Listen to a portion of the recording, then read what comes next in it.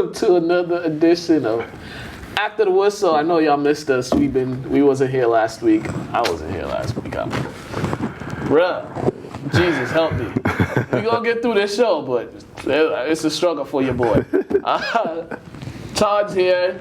He got to train somebody soon, so we got to get this thing going. Yep. Yes, I do. Tanning season and stuff is happening, but this is true. We got a lot to talk about. Let's get right into it. We're talking about quarterbacks turning down $30 million because they want $40 million because they think they're a top QB in this league. And I don't think Dak Prescott is a top QB in this league. And I wouldn't give him $40 million, especially I only give people who win Super Bowls $40 million, but the NFL is weird, especially with quarterbacks. They like to overpay quarterbacks. So I can understand why Dak declined it, but man. I love his confidence. But the stats don't add up to his confidence. Where would he be without Ezekiel? Got to understand that too. So it's not like he's a rocket in the pocket gunslinger. Yeah. Or for that matter, like they kind of keep him on the leash still. So like for you to think you deserve $40 million, like the leash got to be off for a year or two, and you got to show your worth. So I think the $30 million is pretty generous. So just take your blessings, man, and produce. I think they're looking at Carson Wentz's contract. That's why, because they're like, hold up, this guy is getting paid the highest in the league, but he ain't been healthy and I've been on the field more than him. I won more playoff games than him and stuff like. They're gonna use that in negotiations, but I'll be honest. Only time you'll see me defend Carson Wentz is because I don't really have much confidence in him because he can't stay healthy. Is when he is healthy, he's an MVP candidate. I don't hear Dak ever being considered that. Yeah. So with that being said, like you can't compare the two because one, when he's playing, he's one of the best. And he happens to get injured. When you're playing, you were trying to stay afloat with the best. Yeah, and we seen, and he wasn't even at his peak too. This was, I think that was his second year. That was the second year of that MVP caliber season he had before. Mm-hmm. Yeah, this wasn't even, he was just getting better, and he just had a whole unfortunate series of events. One injury leads to another injury, which that's usually how it goes with injuries, but. Yeah, that's what they're going to use, and then they're going to use the playoff, Dak, how he's won playoff games. My thing is, listen, you got to win the Super Bowl. You got to show me something. Get to the big game. I'm just not giving $30, $40 million away to guys who's not getting to the big game. I mean, we've seen it's happening in the NFL. That's just how the league is, because you got Matt Stafford, who hasn't even won a playoff game, he's getting paid all that money. Matt Ryan, he's getting paid a whole lot. But granted, he's been to the Super Bowl, won the league MVP. So there's Jimmy Garoppolo. I mean, he won a Super Bowl ring as a backup, but he really, as a starter, we saw a little bit. And then last year there was a little bit, but he got hurt too. So it's like, I'm just not with this giving these guys, some of these quarterbacks, these big money, and they haven't proven that they can lead the team to a Super Bowl. I mean, at least get to the Super Bowl one time before I throw all this money at you. Or get close. Or get close. I understand that. Like me personally, it's either be a winner or have crazy stats that explain why you should be getting paid or justify why you should be getting paid that. If you're going to throw for 300, 400 yards every game, they're going to pay you what you deserve or what you want just because you're a stat guy. But you're still trying to figure out your offense. You're still trying to figure out how to be a productive quarterback in the pocket. So with that being said, man, just slow down.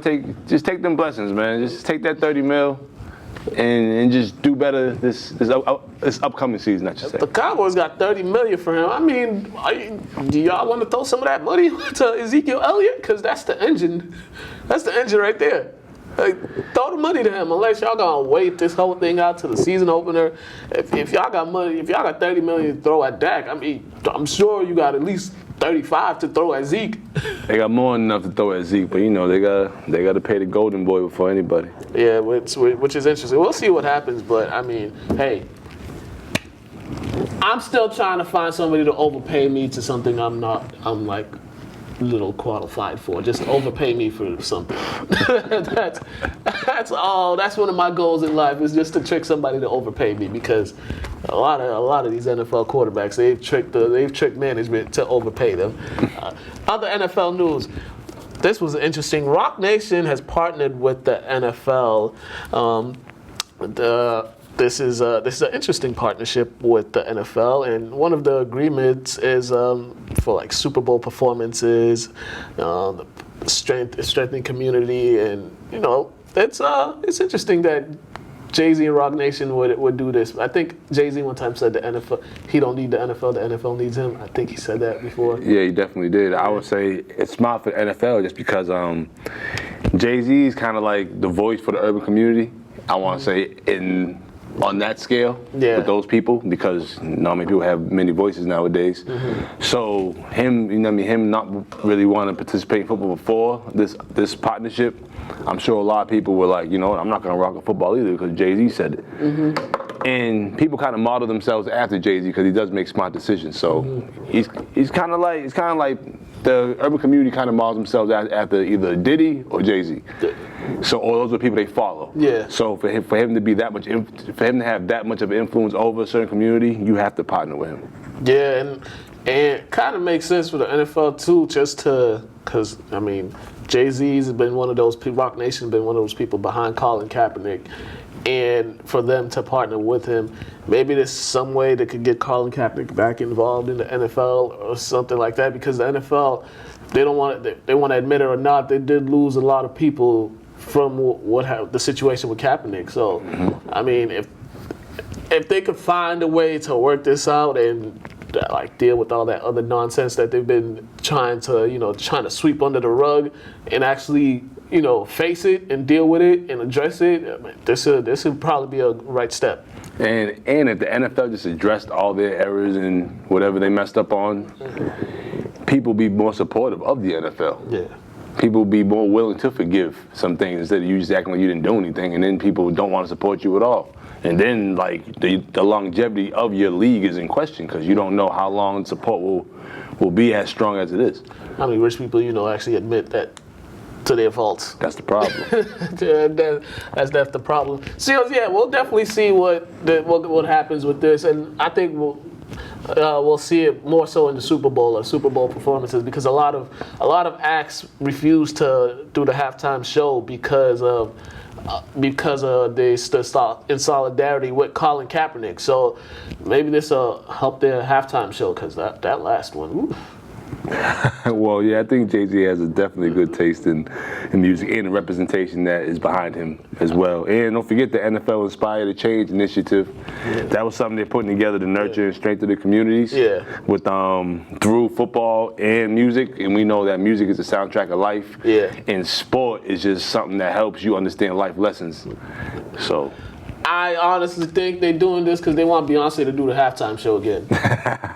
I literally think the NFL is doing this because they definitely want, because the last two times Beyonce did a halftime show, the ratings were pretty high for the halftime show. I think a lot of people just watched the game for the halftime show. They probably didn't watch the second half, but they tuned in for the halftime show, and Beyonce has a lot of followers, and a lot of crazy folks are obsessed with Beyonce. Jay-Z does play chess. Yeah, so doesn't play chess. The NFL ain't select. They ain't fooling me. They doing this just to get to Beyonce. I don't blame him though, because she is quite the performer. Antonio Brown, this guy, man, yo. Why is every time he's in the headlines, it's always something negative or something like that? So he lost his arbitration against the NFL. I think this was for over a helmet. Over a helmet. He threatened to retire if he couldn't wear his helmet, the helmet that he's been wearing for so long, and NFL rules or whatever. But this is just like, bro, what? Yo, I get it. I get both sides of it. I feel like people been like hopping on him about it, and I feel like those people never played a sport that you're able to play with one piece of equipment almost your whole career. Like me, I still have some of my the compression shorts or spandex as you call them from high school. Yeah. You know what I mean? When they totally rip in the waistband, I get rid of them. If I can hold on to them, I don't care. I'm holding on to them just because they've been with me for so long and they're comfortable, and you know what I mean? It's just what it is. It's a comfort thing. Like with him, it's a helmet. It's a piece of equipment that you're able to have your whole entire career. Yeah. They just now changed the rule. So I'm not mad at him for doing this. I say good try. You know what I mean? Like, definitely great try. You made a great effort to try to keep your helmet. But now that you lost that, stop talking that retired nonsense and just go play. Yeah, that was the thing that killed me. I'm like, you really gonna threaten to retire because of the helmet? You just got $35 million and you extra added to your contract and some other millions added, and you about to threaten to retire. That's clearly a breach of your contract right there. So you retire, you ain't getting that money back. You don't have to pay that back. So I think that retirement talk was just, to make headlines and for show. And plus, they're on Hard Knocks too. So, it needs some entertainment for TV. But, bro, come on, man. Yeah, I mean, some people are partial. I heard some players were, real hesitant. But at the end of the day, what's more important, your helmet or the millions?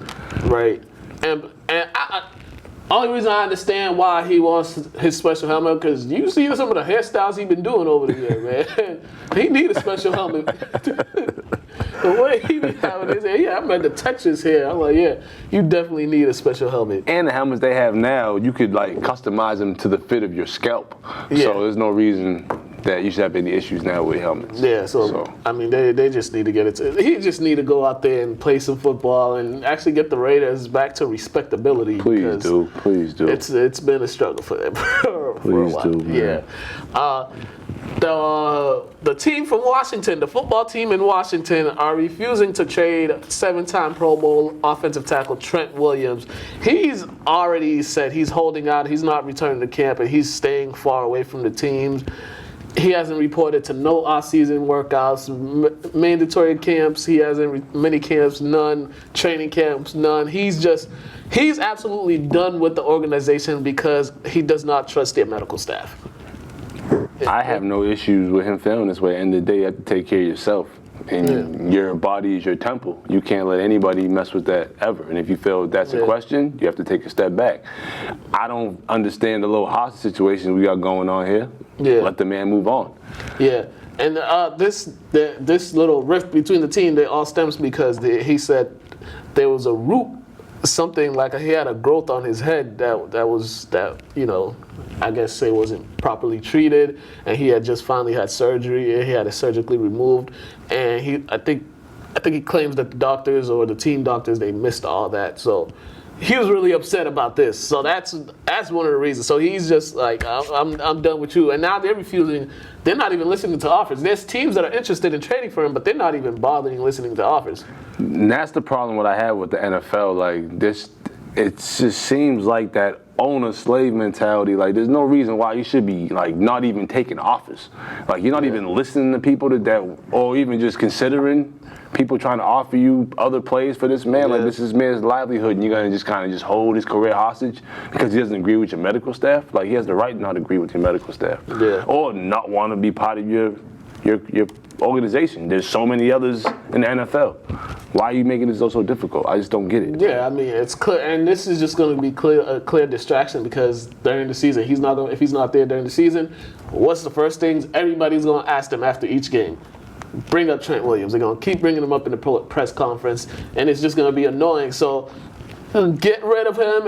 He's clearly not happy. If he's not happy, just get rid of him. There's offers. Get the best offer that you can for him and move on. I don't understand why they're just holding this grudge because they're upset with him. He's upset with him. Now, question: could he sue? Nah, he's under contract. Now I wasn't sure if that was because I know the NFL has a big umbrella on things, but I wasn't sure if he has a loophole we could kind of sue because he's like granted he doesn't want to play for him, but they're not allowing him to go play somewhere else. Yeah, I think the only thing that could be done is the NFLPA could get involved and try to rectify the situation and get it done. But as of now, it's just getting ugly between. It's gotten ugly between the two sides and. I don't know. They need to work it out. Just get the man out of there. He don't want to be there. Come on now. Yeah, man, it's crazy. Yeah, get it together. And this is why they are what they are, and they can't win nothing. Facts. All right, we're gonna get into some preseason. A couple preseason games. We're gonna be frank. We don't watch preseason. I definitely don't watch preseason. I'm not gonna lie to you, the audience. I don't watch preseason. Probably like a quarter or a couple series, but no. I watched towards the end of the Chiefs. See him because got in. He didn't really get in though. Hopefully, you get it next game. Well, there's his reason for watching it. But first, we're gonna talk about the Patriots. They had their first preseason game they were playing against the Detroit Lions, and this was a 31-3 victory over the Patriots. And Patriots quarterbacks, they did pretty well in this game. Jarrett Stidham and Brian Hoyer, they both had a solid outing. You're right. I lied. I actually watched this game. Totally forgot I ever watched it. Yeah, they was killing out there. All the quarterbacks was killing. Yeah. That were dressed. Obviously, Tom Brady was being Brady on the bench, chilling, but they was killing out there. Yeah, Brian Hoyer went 12 of 14, 2 touchdowns. Jarrett Stidham went 14 of 24 with 1 touchdown.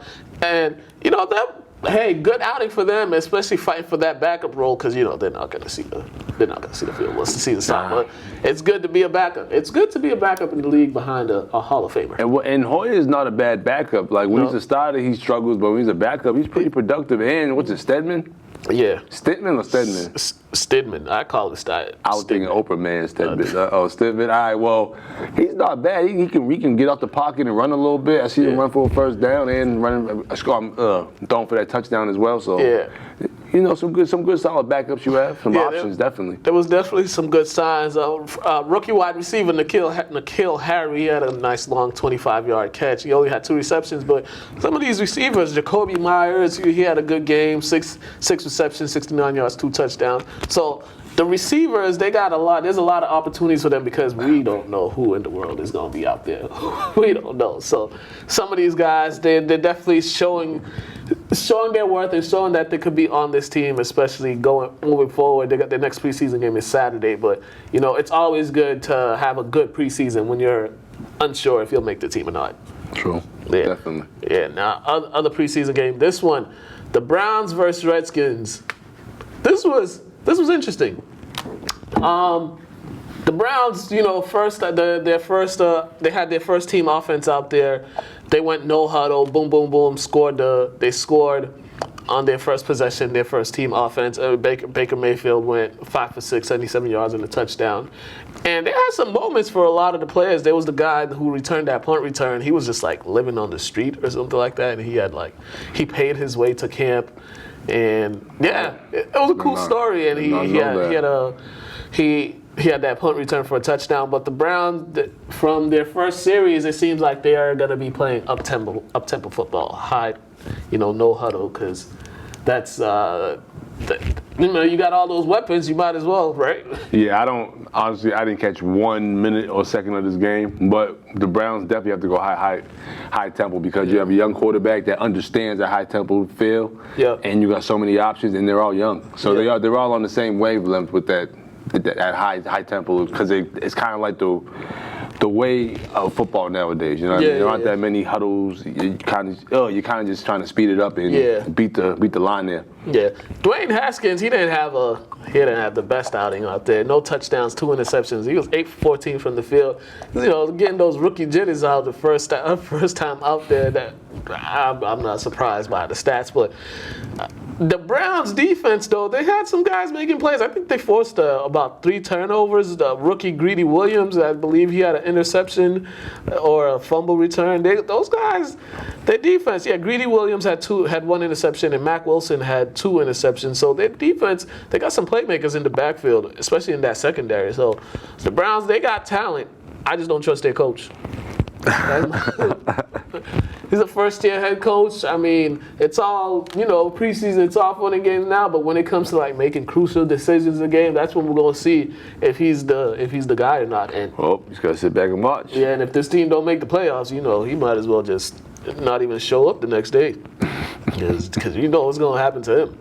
All right, also the Chiefs versus Bengals. This was another one. The Chiefs, they had their first team offense out there. Patrick Mahomes looked like he was in mid-season form. He was getting the ball out there. He had, he was 4 for 4. He had a nice pass to Travis Kelce, and then there was one instance, this play right here, he could have ran in for the touchdown, but he was just like, let me just go down. It's preseason. It's not that serious. But the Chiefs, it seems like their offense is going to be right there. But everybody's just worried about the Chiefs if their defense will make enough plays for them this year to get over the hump and not have their hand. Well, smart move by Holmes is, to slide or fall, whatever he did, just because you don't want to take any of those type of hits in preseason, because who knows what could happen. Yeah. The chances of you getting hurt are highly, because that man was coming at 100 miles an hour. He was trying to take his head off. But they didn't really lose much on the offensive side of the ball. You know, you always got to worry about defense, because your defense could be at the top of his game one year, completely fall off the next. So, you know, hopefully they can keep their hands behind lines. That's literally it, because they don't even need to. All they need to do is make a couple plays here and there for them to actually be in the Super Bowl, this year's Super Bowl. So we'll see what happens. But I think this team, you know, this is probably the biggest threat to the Patriots, the Chiefs. Yeah, definitely. It's because they haven't lost much, and they were only a couple plays from going to the Super Bowl. Yeah.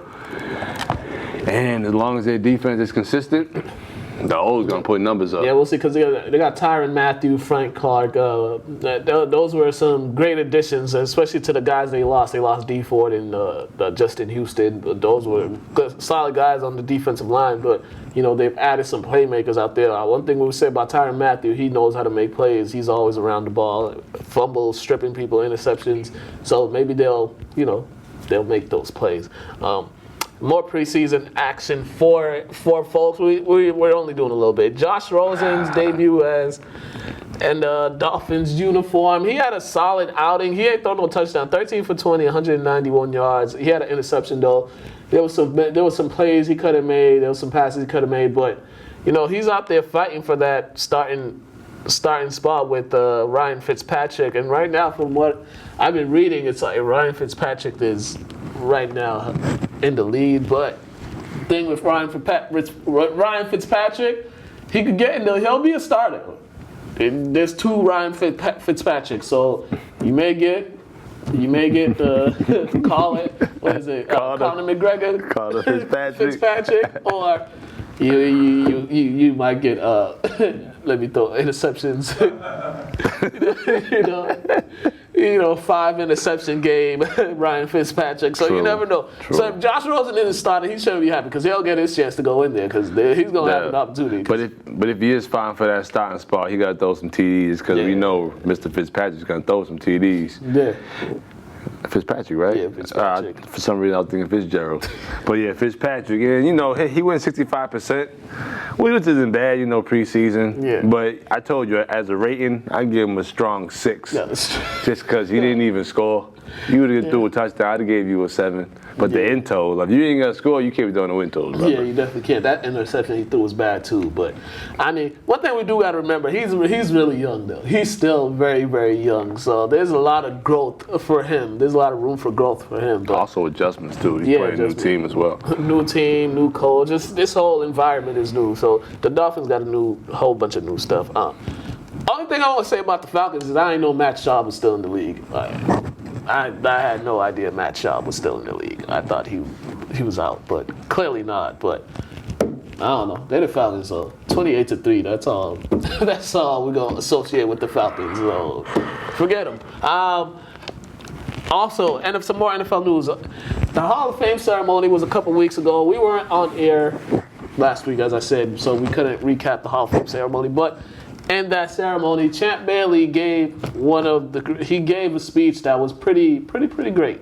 He was talking about, the white allies when African Americans are telling them about their fears, their struggles, their concerns, that instead of, they should just listen. Just listen. And which actually a lot of people have a problem listening, especially when somebody's trying to tell them something.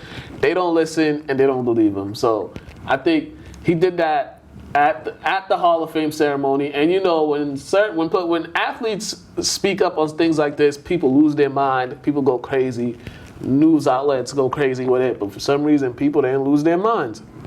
Well, for one, he's retired, so he's not really selling many jerseys anymore. But they also might respect his words as well, because we are in a different time. But I look at both sides of the fence. Yeah. So that's how I viewed it.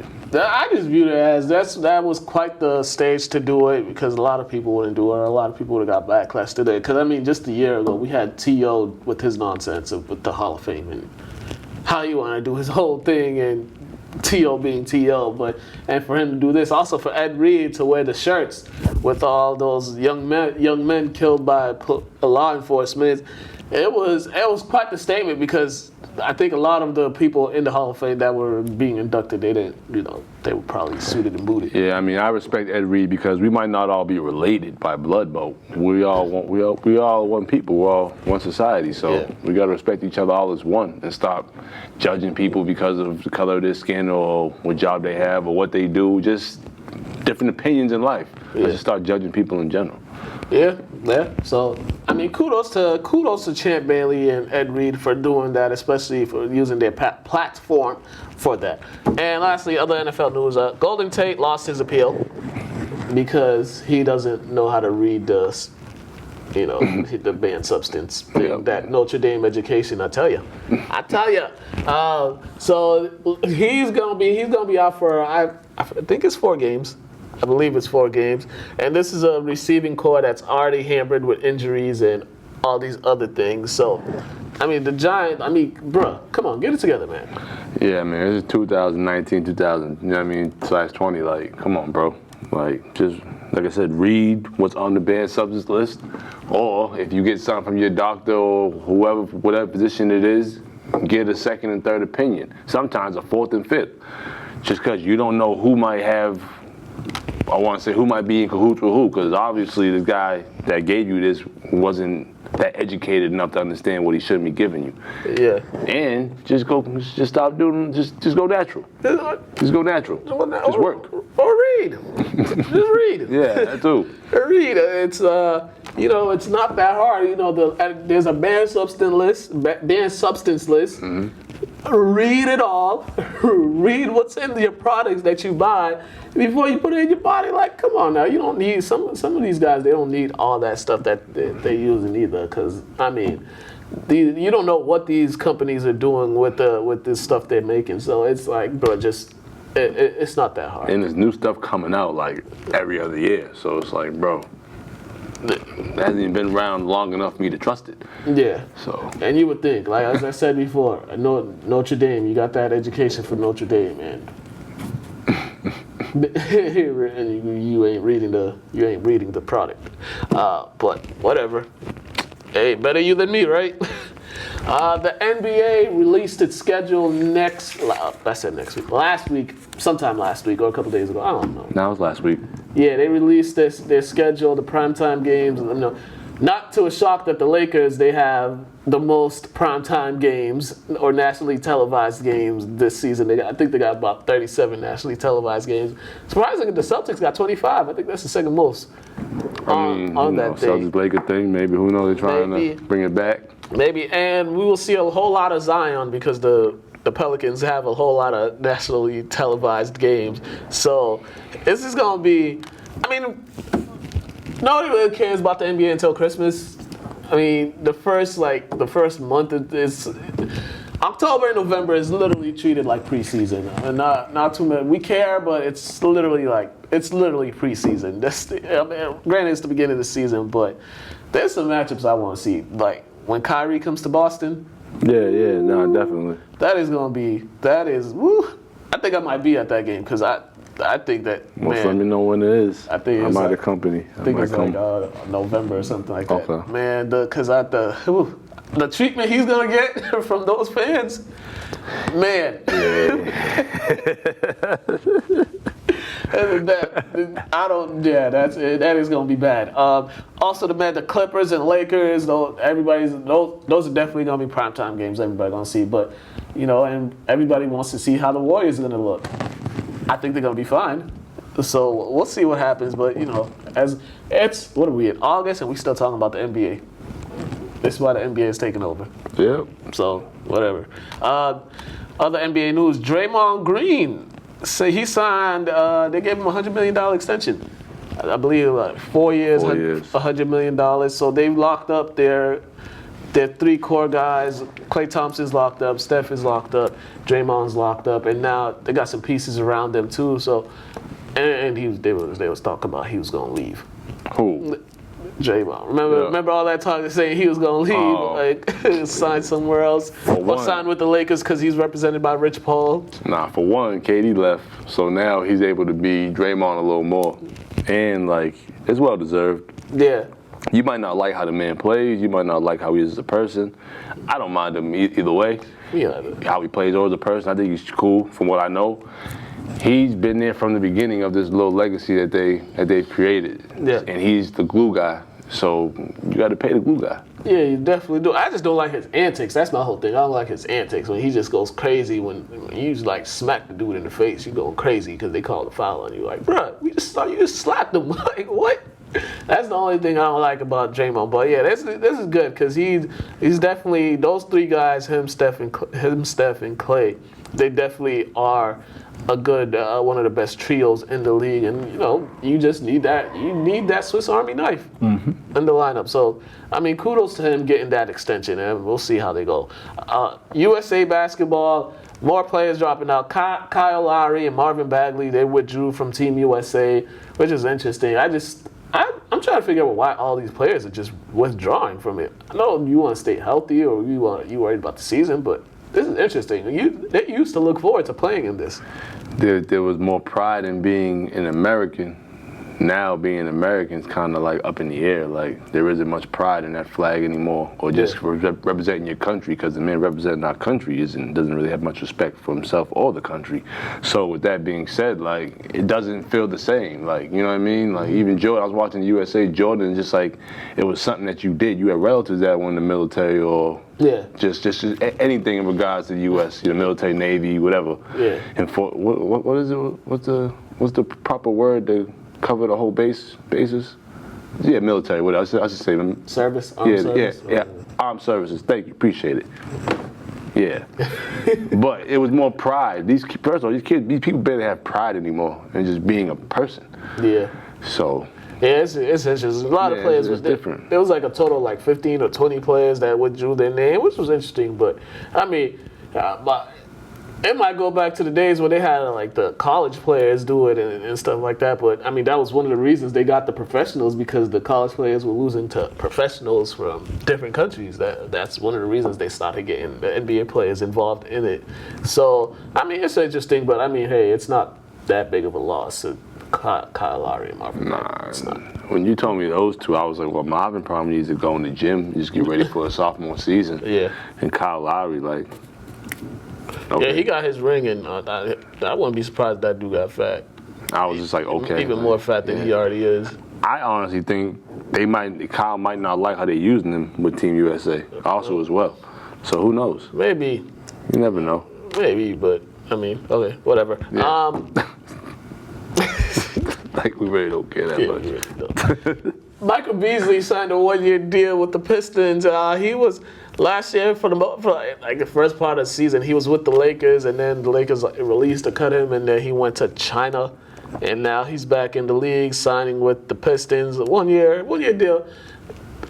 Michael Beasley, I thought he was going to be one of those, he was going to have a solid NBA career. I thought he was going to be one of those perennial all-star type player because he had the skill. But, I mean, the way his career turned out, it was just like kind of disappointment for me, especially if he were the number 2 overall pick.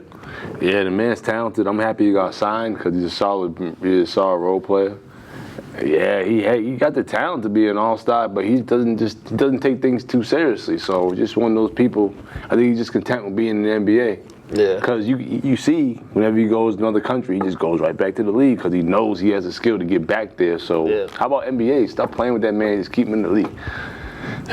Politics, man. Politics in the league. Politics in the league. That'll do it. That'll do it. Like, yeah. He's always back. So I'll keep him there. For real.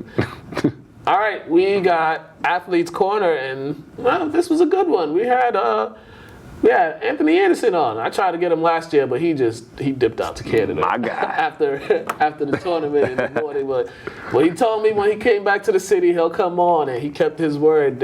We had him on. We talked a lot. 10 minutes, a good bit of 10 minutes. So, Athletes Corner, and then we're gonna come back, and we gotta get this guy out of here because he got stuff to do. You busy people.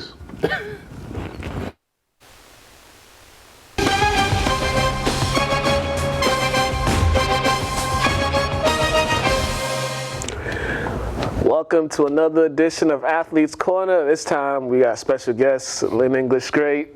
Everybody calls him the GOAT around here. Mr. Anthony Anderson's here. What's going on, man? Not much, man. What's going on with you? Chilling, man. So you came out for the Weekend Gardens tournament, and you've been playing in that for so long. Just how does it feel just when you come back just to be a part of that?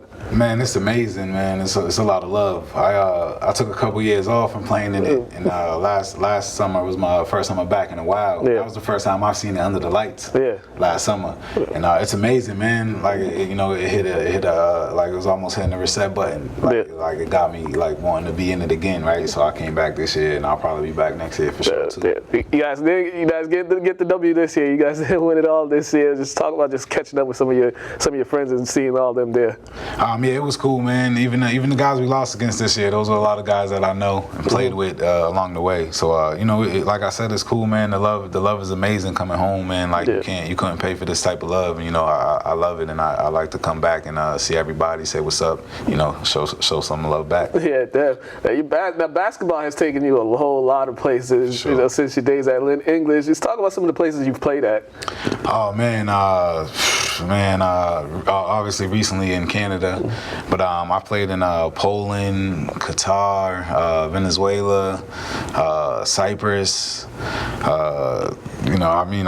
I'm probably missing some places, right? Yeah. But I've been to a lot of places because of basketball, man, and it's amazing. What was those experiences like playing in different countries and also just exploring different countries? Not a lot of people around here travel outside of the U.S. and stuff. How's that experience like for you? It's different, obviously, right? Your food choices and things like that are different. Driving on the opposite side of the car, side of the road, things like stuff like that is different. Yeah. Things I think we take for granted in the U.S. It's not easily accessible in other places, right? And it's a little different, man. But you get adjusted. Man. And for me, being like a simple eater and things like that, I have to find the one or two things over there that I can eat, and I just eat it for 6 months, man. So sometimes it's tough. I know a lot of people, they kind of call them international horror stories, right? Yeah. So I know a lot of people that went over there and it just wasn't for them. It didn't work out, this, that, and the third. Luckily for me, it worked out, and I got to play for a long time. Yeah, that definitely worked out. Let's talk about when you was at UMass. You guys had some good teams there, and I think the most memorable one I can remember was you guys beat UConn when they were ranked number one, right? That was with Rudy Gay and all those boys. Yeah, Rudy Gay, Marcus Williams, I want to say Hill and Armstrong, maybe Denham Brown was still there. Basically, like the whole starting five played in the league at one point. In that team, Josh Boone. All right, they were deep. But UMass was a great experience, man. I never got to dance, but it was coaching change and players transferred and left every year. So we almost was starting off fresh every year. I was there. They got a little better when I left. But it was a great experience, man. It was amazing. Playing D1 ball on TV every other night. Playing against top talent. Jermaine Nelson's and Delonte West. Yeah, how was those playing against those guys? Because that team was the undefeated team. They was just running through everybody, especially in the conference, right? Especially in the A10. So I think we played them that year. They were undefeated. We might have played them a little decent for a little while at home, but I know in St. Joe's they blew us out, man. They had like a little like the old English. It was like a little court. It was like a little church or whatever, and the fans right on top of you, and it was buzzing for them, right? And they were blowing guys out. I could imagine how fun that was just to be in an environment like that. Yeah, definitely, man. Like Rasul Butler and Gary Nail at LaSalle and things like that, right? So like going up against guys that are already like probably gonna get drafted, and then the environment, games on TV and things like that, right? Like we played Gonzaga on the Seattle Supersonics court, so that's like Adam Morrison and those guys, right? In the year they were on fire, right? So it's fun, man. It's fun. I love the competition. And, you can't. Man, I can't stress enough how like these, the young guys around here. If you even think you have like a slight chance of getting there, get there, man. Go hard, because it's something you'll never forget. Yeah, definitely. Let's talk about Lynn English. Everybody knows you. I think your number's the only one hung up there. Your brother recently led them the state championship, and your last year, you guys had a deep run in there, and you guys lost the team that won it all, right? I think it's Charlestown. Yeah, I'm pretty sure. Yeah. Yeah, you remember that whole your last year there? Yeah. We lost to Charlestown. Yeah, we had a D run. I think it was the Songus center in Lowell. We lost Charlestown, and they went on to win it. That was Division II that year, and we beat East Boston, the defending champions, right before that game.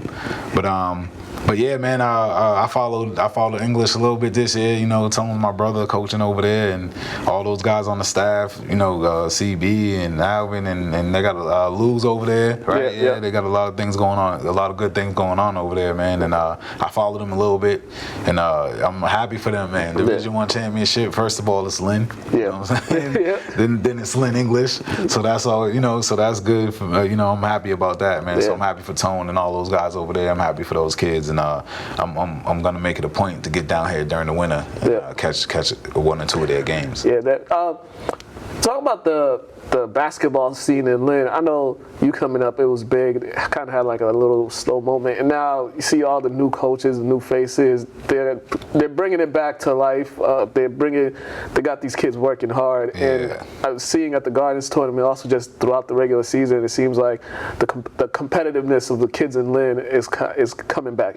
It's coming back to where it should be. It definitely seems like that, right? I was talking to somebody else about that the other night here. You know, there was a wave of a lot of kids from Lynn going Division I. I mean, we got a lot of kids from Massachusetts that go D1, and a lot of kids from Mass that are in the league right now, right? Like 5, 6, 7 of them, something like that, right? It's a bunch of guys. But just speaking of Lynn, you know, specifically, I mean, there was a wave where, you know, it was me, Dwight, Tone, Alvin, CB, Tony, Jarrell, Ryan Woon. Like, it was a whole bunch of guys going Division I. Every class, every senior class, there was 1 or 2 guys going Division I. You know, and from what I know, I could be wrong because I haven't been around for a while. But from what I know, it died down a little bit. You know, we got a lot of kids that are good and you know, putting up numbers in high school, but for whatever reason, you know, they're not getting the D1 calls. You know, you got Marco's son, right? You know, he had an amazing career and all that. All-time leading scorer. Right, where he's at, but you can't tell me he's not a Division I player, right? You right? Like, so you know, right? You get what I'm saying? Because sometimes it's just the situation. Sometimes it just is what it is, right? So he should have been there for sure. So, you know, not to exclude, you know, guys like him and stuff like that, right? But I think we'll get back to it. I think Dave and them over at St. Mary's, right? Yeah, I heard they got a good program going on over there. I know Jasper has classical. You know, that's young blood there. You got Tone and those guys over at English just won the Division I state championship. So I mean, at some point, you know, we're gonna get back to where it has to be. And from what I hear, there's a lot of young kids right now that are nice. We got some kids that are ranked, and we got some kids that are on their way. So you know, hopefully it'll all work out for everybody. And it seems like they all have a good work ethic too. It's like they're getting that. Yeah, for sure. I mean, you know, when I was coming up, we more just played basketball a lot than like worked out. But you know, these kids now, they do it all, right? They get out there and play. They play outside, inside, and they'll go in for an hour and a half and just get shots up and you know, do their drills. So yeah, it's amazing, man. The work ethic is definitely amazing, and like I said, it'll pay off for these kids, man. Yeah, definitely. Yeah, what's next for you, man? For me, I don't know yet, man. Last season was my first season not playing. I had a couple offers that I turned down. I kind of just wanted to be home. You know, I do a bunch of camps and workouts and stuff like that. When I go back now, I got camp the next 2 weeks, and I do personal workouts Tuesday and Thursday. So I'm always trying to teach the game too, right? Share the knowledge, why not, right? But other than that, man, I'm not sure yet. I'm not. I know a lot of people want me to coach and things like that, but I'm not sure if I even want to be a coach right now. You know, it might hit me in a year or two or whatever, but I'm not sure yet, man. I'll probably get a couple offers to play this season, and I'll see what I want to do and go from there. All right, man. Well, good luck with everything, man. Yeah, man. Thanks for coming too. You got a long drive back. Yeah, I told you I owed you one from last year. Yeah, definitely. Anytime I'm around, man, you want me to stop in, I'll stop in. Yeah, definitely, man. Appreciate it. Lastly, anything else you want to say to the people? Okay, right there. Nah, that's it, man. Hey, look, I'm back home for the weekend. You know, I appreciate all the love, man. I love y'all back. That's all. All right, you guys, be watching the Athletes Corner. Anthony Anderson, Lynn Goat. Yo.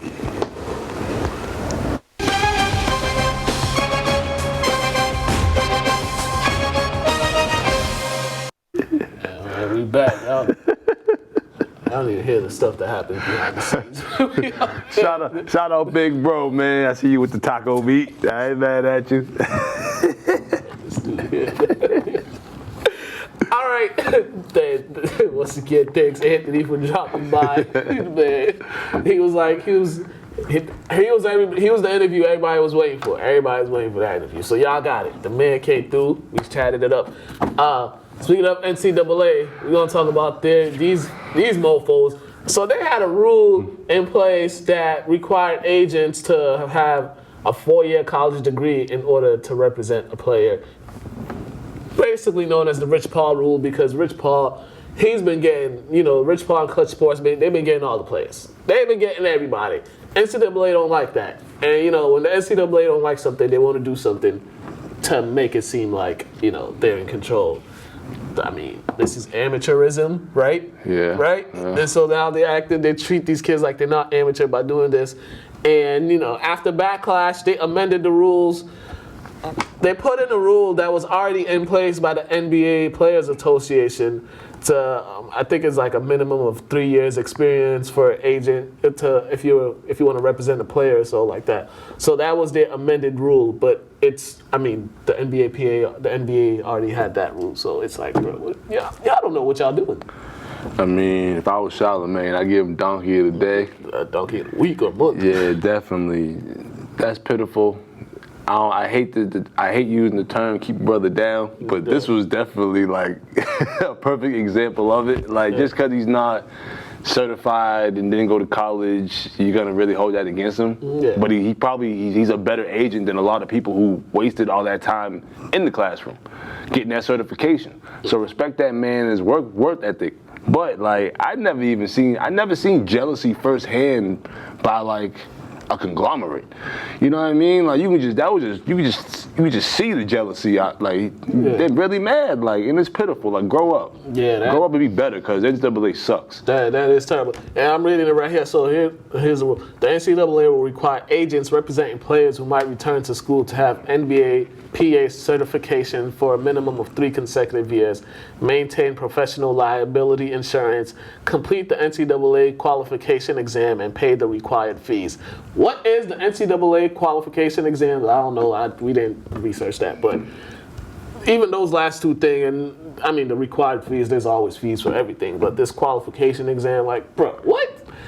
All this for guys that are amateurs who, don't get paid for bringing in money. And then, like, it took, like, LeBron and Rich to have an interview, and LeBron to post a couple things online for them to retract their statement. Yeah, and Rich Paul said it. Rich Paul in his statement said he agrees that you have to have experience to represent a player. This didn't agree with this whole 4-year degree thing. That was the thing. That was the problem with it. He agreed, he agreed with overall having experience, which Rich Paul has experience, I think, because he's been in it for a while. He came in with LeBron. Yeah, so he's been with LeBron. He's been part of the business for a long period of time. The man has more than enough experience. So yeah, the NCAA, they was just dumb for this. This is one of the many reasons why people dislike the NCAA. And for them to take it back so quickly, it just shows, like, wow, really? Yeah. You guys are turning into this, and you're allowing society to see it firsthand? And since when did having a college degree determine your success in life? There's plenty of success stories of people without college degrees. Not a lot of people. College isn't for everybody. A lot of people don't go to college, and it's not because they're smart. It's because it's really just not for them. Bro, I love my dad to death, but if you ask him what I got my degree in, he'll probably don't know. He'll probably tell you the wrong thing. Why? He's just more concerned about me getting the paperwork. Yeah. Because he knows how society works. That's still the funniest thing ever. Like, for real. The man went to college for you. You don't know what to do. He think it was psychology. Like, I'm not gonna lie to you. I don't know where none of my degrees are. I handed them to my mom after I crossed the stage. I don't know. I haven't seen those things since, to be honest with you. But this whole idea that you need a college degree to be successful, it's ridiculous because there's plenty of successful. And the main thing of college is camaraderie, networking, meeting people who you might be able to use in the future or you might be able to help in the future. And other things. Yeah, that too. Having a great time. Great 4 years. Great. If you want Van Wilder, great 7. But but that's what really college is about. And at the end of the day, when you leave it, you walk out with a piece of paper. What dude in Boys in the Hood say? I go to college just for. Yeah. If you ain't watched Boys in the Hood, you won't get that reference I just made. But yeah, I mean, kids, if you want to go to college, go to college. It's hear from us when 2 people went to college. It is the best 4 years of your life. You'll have a blast. But if you don't need to, don't go. All right. Just do something else and be successful. And if you want to go later on in life, go ahead. There's no age limit of when you should get a degree. So well, that's that. NCAA, y'all suck. Mm-hmm. All right, we gonna finish. We gonna wrap up the show. Anthony Joshua and Luis Ortiz will be fighting again. Part 2, I believe they will be fighting in. I think they'll be fighting in Dubai. I'm not sure, but I think it's like a neutral ground or something. I mean, Pedro, if you know this, you could chime in, but I know they're fighting. This fight will happen again. December 7th. December 7th. They'll be fighting December 7th. For my birthday. Well, yeah. We gotta do something. Yeah, so the Pillsbury Doughboy and the Pretty Boy going back at it, and Ortiz is fighting for all the dad bods everywhere once again. Yeah, this will be a better fight than the last one, I'm hoping. All right, let's hope. But we'll see what happens. But, hey, if he does it again, if he beats him, then that whole Deontay Wilder-Joshua fight is just like down the drain. And speaking of Deontay Wilder, I believe he announced his next 2 fights. I believe he'll be fighting Luis Ortiz. Date to be announced. And the other guy, I forgot his name, but it starts with a B. He'll be fighting him too. They haven't announced the date yet, but he has 2. There's 2 fights. He said the contracts are signed that will definitely happen. So, I mean, as he said earlier, he's not saying nothing because he don't care about none of these fights. Yo, I'm more worried about middleweights and welterweights, just because these guys are gonna be ducking each other, and he's gonna be like, Anthony Joshua got to get another win or got to get his belt back and all this. Man, I ain't got time, man. Let me know when y'all want to fight. Y'all both call me. Let me know when y'all set it up. Then I'll look back into the heavyweights. This guy, he clearly don't care about either the fight. But we might have. No, we're not having a fight party. I'm lying. We can go watch it somewhere, but yeah, we're gonna crash a fight party like last time. All right, and lastly, we went through this show quick. Preseason top 25. College football is about 2 weeks away, and preseason top 25 was released, and it's pretty much the same top 2 teams: Clemson, Alabama, Ohio State, Oklahoma, Georgia. And that might not change at all during the regular season because this is my Wolverines might get back. They're a couple spots out. Yeah, Michigan might. My thing with this, it's good to be like in the around like 10, because kind of outside looking in, because you might have an early season loss, but if you lose early in the season, it's more beneficiary than losing later on in the season. So it might change, but I mean, these top 10s have not changed over the past couple of years. It's literally been the same teams in the top 10. Throughout the year, so I'm just happy I can root for Michigan because for the past 4 years I was forced to root for Michigan State due to my cousin Felton. So good luck in preseason, but I'm going back to being a Wolverine. Spartans. I'm sorry, man. Glad put that green down.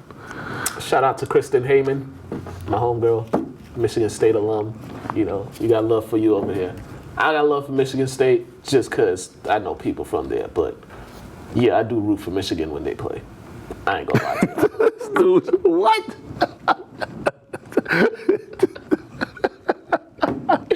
On that note, we are gonna get out of here. We will be back Monday. We have something happening here. It's about racism and stuff. Mondays, doors open at 7. Thanks, Pedro, in the back doing this thing. Pedro's had a busy day. You know, he's got to take a break because he's had a busy day. And, you know, he'll be back. He got to go. So, peace out. We'll see you guys.